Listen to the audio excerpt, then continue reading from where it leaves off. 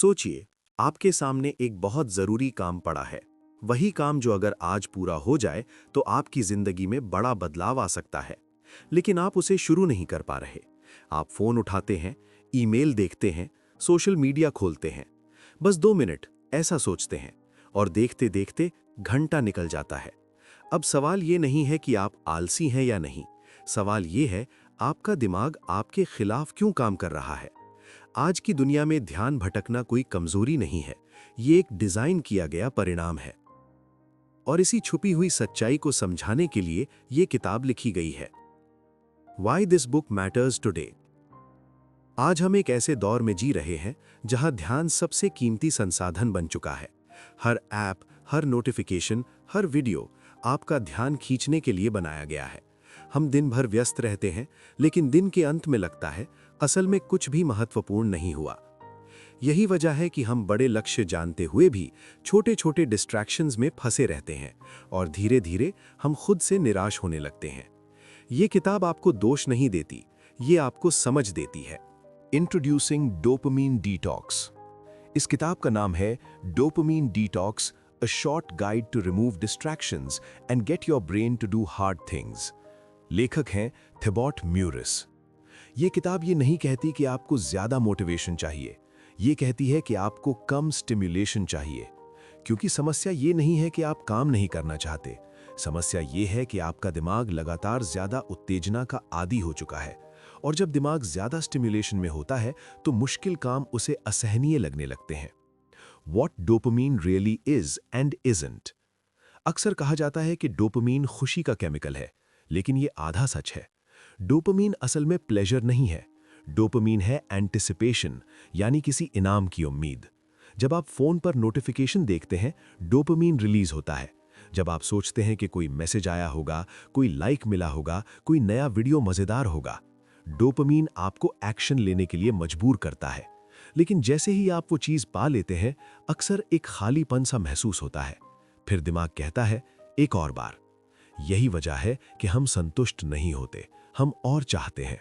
समस्या तब शुरू होती है जब हमारा पूरा दिन इसी एंटिसिपेशन में बीतने लगता है। लगातार वीडियो, लगातार अपडेट, लगातार उत्तेजना। और फिर जब समय आता है गंभीर काम करने का, लिखने का, पढ़ने का, सीखने का, निर्णय लेने का, तो वही काम हमें भारी लगने लगता है। यहीं से प्रोक्रेस्टिनेशन जन्म लेता है। अगले हिस्से में हम समझेंगे कि आज की दुनिया ने हमारे डोपामिन सिस्टम को कैसे हाईजैक कर लिया है और क्यों ये समस्या सिर्फ आपकी नहीं है। The dopamine hijack explained. पिछले हिस्से में हमने समझा कि डोपामीन खुशी नहीं बल्कि उम्मीद का केमिकल है। अब सवाल यह है, अगर डोपामीन इतना जरूरी है तो समस्या कहां है। समस्या डोपामीन में नहीं है, समस्या है आज की दुनिया में। हम जिस माहौल में रहते हैं वो हमारे दिमाग को लगातार ट्रिगर करने के लिए बनाया गया है। और इस प्रक्रिया को लेखक एक शब्द में समझाते हैं, हाईजैक। आपका दिमाग चोरी किया जा रहा है बिना आपकी इजाजत। Dopamine, the molecule of more. लेखक डोपामीन को कहते हैं मॉलिक्यूल ऑफ मोर। जितना ज्यादा डोपामीन, उतना ज्यादा चाह। यही वजह है कि एक वीडियो के बाद दूसरा वीडियो खुद ब खुद चल जाता है। एक नोटिफिकेशन के बाद फोन नीचे नहीं रखा जाता।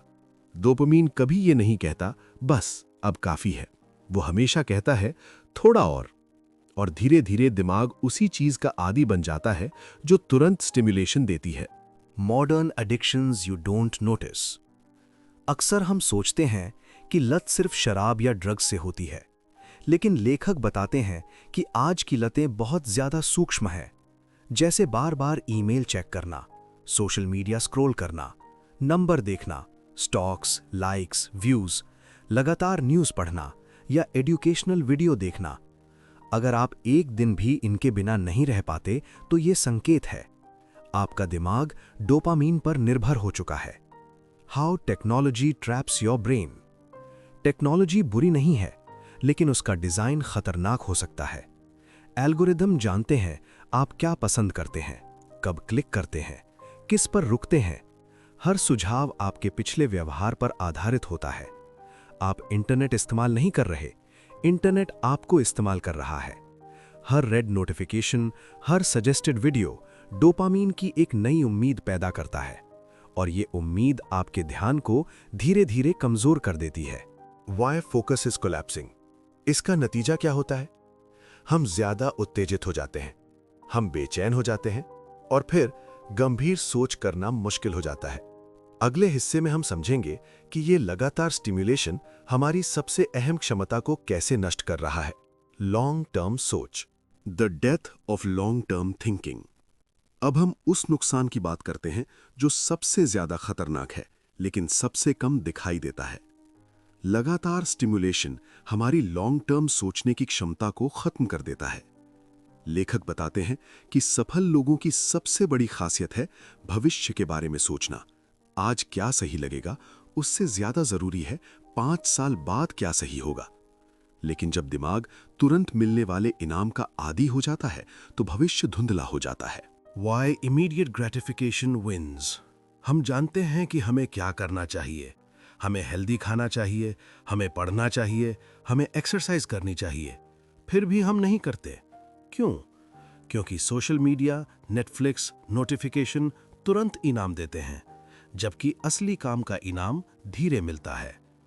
डोपामिन को फर्क नहीं पड़ता कि इनाम अच्छा है या बुरा, उसे बस जल्दी चाहिए। Over stimulation and procrastination. लेखक यहां एक बहुत अहम बात कहते हैं। प्रोक्रेस्टिनेशन अक्सर आलस्य नहीं होता, यह होता है ओवर स्टिम्युलेशन।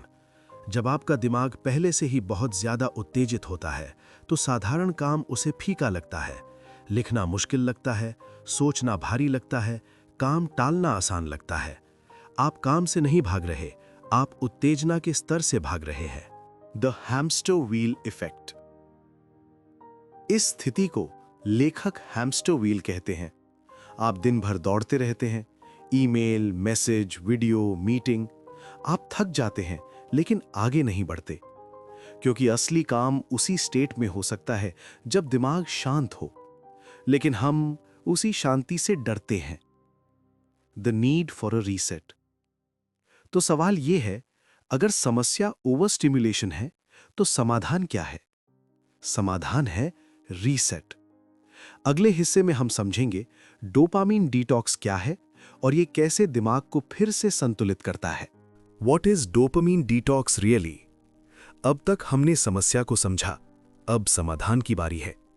डोपामीन डिटॉक्स का मतलब ये नहीं है कि आप डोपामीन को खत्म कर रहे हैं। लेखक साफ शब्दों में कहते हैं, ये कोई मेडिकल ट्रीटमेंट नहीं है। डोपामीन डिटॉक्स का असली मतलब है स्टिम्युलेशन को कम करना। जब आप बाहरी उत्तेजनाओं को कम करते हैं तो आपका दिमाग फिर से अपनी प्राकृतिक अवस्था में लौटने लगता है और तब जो काम पहले मुश्किल लगते थे वे आसान लगने लगते हैं। The big misunderstanding about dopamine detox. यहां एक बहुत बड़ा भ्रम है। लोग सोचते हैं कि डोपामीन ज्यादा बन रहा है इसलिए दिक्कत है। हकीकत यह है कि आपका दिमाग उसी मात्रा के डोपामीन के लिए अब ज्यादा स्टिम्युलेशन मांगता है, यानी थोड़ा काम अब असर नहीं करता, आपको ज्यादा चाहिए। डोपामीन डिटॉक्स इस संवेदनशीलता को फिर से रीसेट करता है। 3 टाइप्स ऑफ डोपामीन डिटॉक्स। लेखक 3 तरह के डोपामीन डिटॉक्स बताते हैं। पहला, 48 घंटे का पूरा डिटॉक्स। दूसरा, 24 घंटे का डिटॉक्स। तीसरा, पार्शियल डिटॉक्स। तीनों का लक्ष्य एक है, दिमाग को शांत करना। फर्क सिर्फ तीव्रता और अवधि का है। The 48 hour dopamine detox explained. 48 घंटे का डिटॉक्स सबसे कठिन है। इसमें आप लगभग हर स्टिम्युलेशन हटाते हैं। इंटरनेट नहीं, सोशल मीडिया नहीं, फोन नहीं, म्यूजिक नहीं, जंक फूड नहीं। इसके बदले आप करते हैं चलना, जर्नल लिखना, ध्यान, शांत पढ़ाई। ये कठिन लगता है, लेकिन यही कठिनाई दिमाग को रीसेट करती है। Choosing the right detox for you. हर किसी के लिए 48 घंटे संभव नहीं होते और लेखक ये मानते हैं। इसलिए वे कहते हैं पार्शियल डिटॉक्स सबसे टिकाऊ है। आप सिर्फ अपने सबसे बड़े डिस्ट्रैक्शन को हटाइए, YouTube, Instagram, email.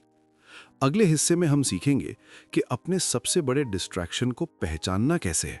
Identifying your biggest distractions.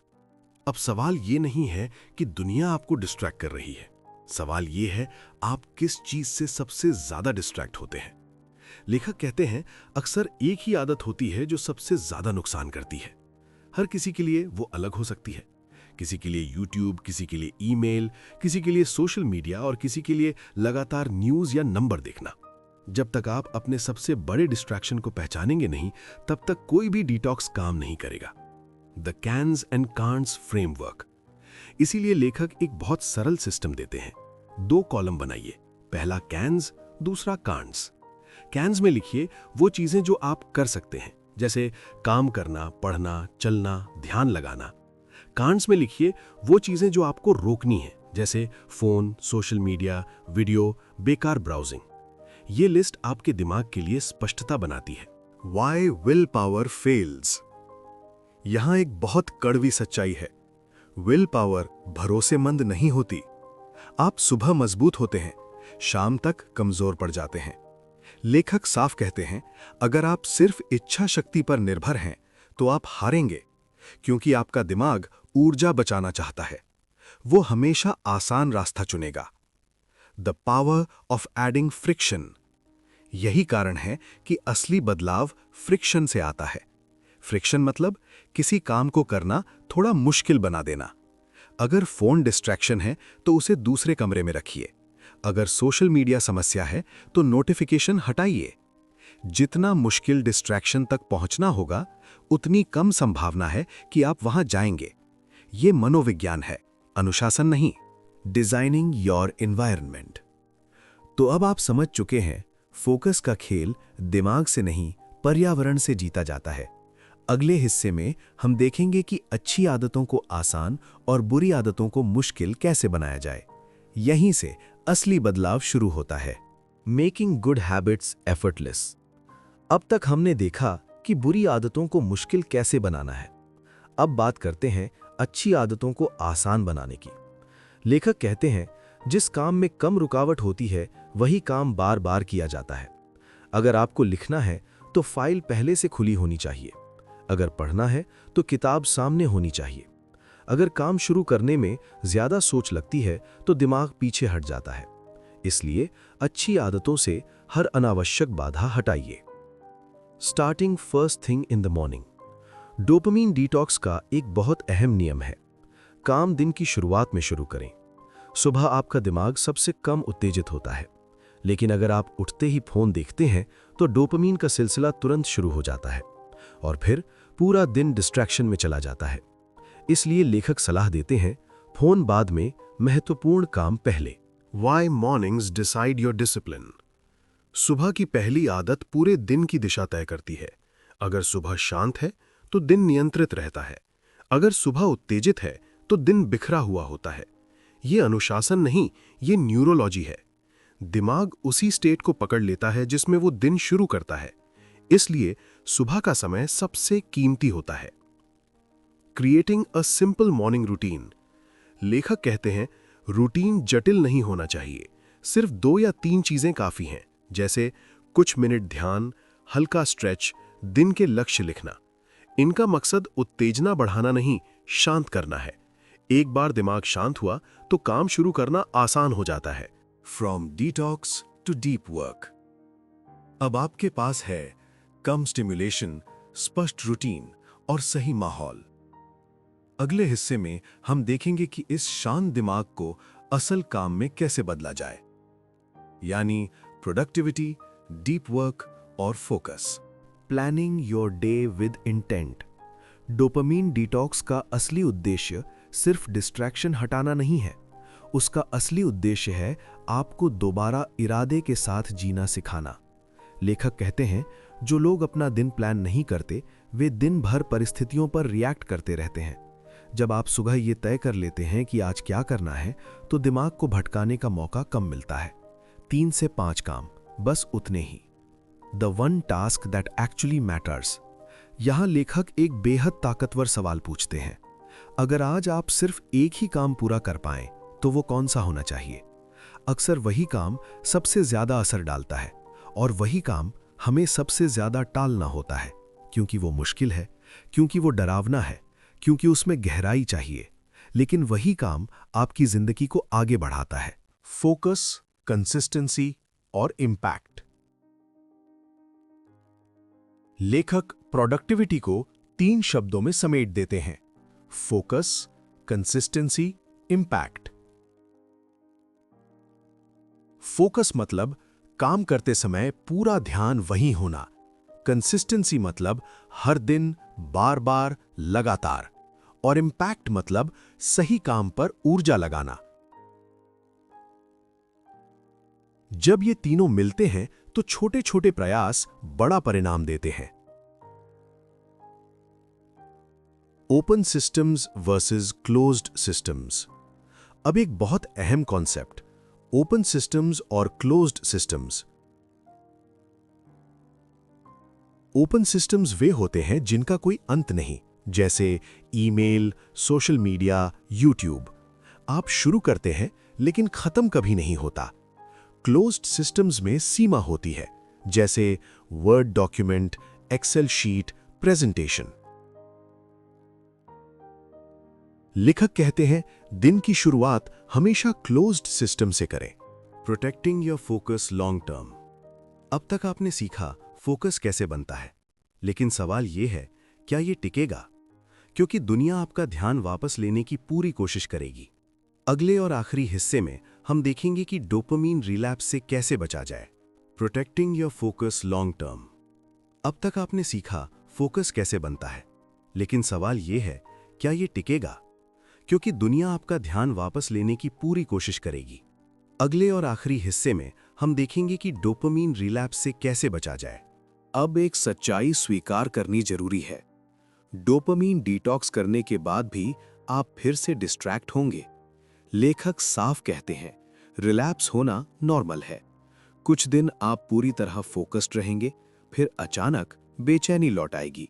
इसका मतलब ये नहीं कि आप असफल हो गए, इसका मतलब है आप इंसान हैं। समस्या रिलैप्स नहीं है, समस्या है रिलैप्स के बाद खुद को दोष देना। Stop fighting your mind. यहां लेखक एक बहुत अहम बात सिखाते हैं। आपका दिमाग आपका दुश्मन नहीं है, वो बस ऊर्जा बचाना चाहता है। जब आप खुद को कोसते हैं तो आप और ज्यादा उत्तेजित हो जाते हैं। इसलिए समाधान है जागरूकता। जैसे ही आप महसूस करें कि ध्यान भटक रहा है, बस रुकिए, खुद को याद दिलाइए आज की रूटीन क्या है और एक बार फिर शुरू कर दीजिए। Building systems that protect focus. लेखक बार बार कहते हैं, दुनिया आपके खिलाफ है। हर कोई आपका ध्यान चाहता है, क्योंकि ध्यान पैसा है। इसलिए आपको मोटिवेशन नहीं, सिस्टम चाहिए। सिंपल रूटीन, स्पष्ट नियम, डिस्ट्रैक्शन के लिए फ्रिक्शन। जब सिस्टम मजबूत होता है तो आपको रोज खुद से लड़ना नहीं पड़ता। काम, न्यूरोट्रांसमिटर्स एंड फुलफिलमेंट। अब आखिरी लेकिन बहुत गहरी बात, डोपामाइन के अलावा भी न्यूरोट्रांसमिटर होते हैं जो आपको शांत, मौजूद और संतुष्ट महसूस कराते हैं, जैसे ध्यान, स्लो वॉक, गहरी बातचीत, कुछ देर कुछ ना करना। यही चीजें उत्तेजना को कम करती हैं और यहीं से असली फुलफिलमेंट शुरू होती है। किताब का अंतिम संदेश बहुत साफ है। आपके पास 2 विकल्प है, या तो आप अपना ध्यान दूसरों को सौंप दें या फिर आप खुद उसकी रक्षा करें। जब आप स्टिमुलेशन कम करते हैं तो फोकस लौटता है। जब फोकस लौटता है तो काम आसान लगता है, और जब आप शांत होकर लगातार काम करते हैं तो जिंदगी वाकई बदलती है। यही है डोपामाइन डिटॉक्स का सार।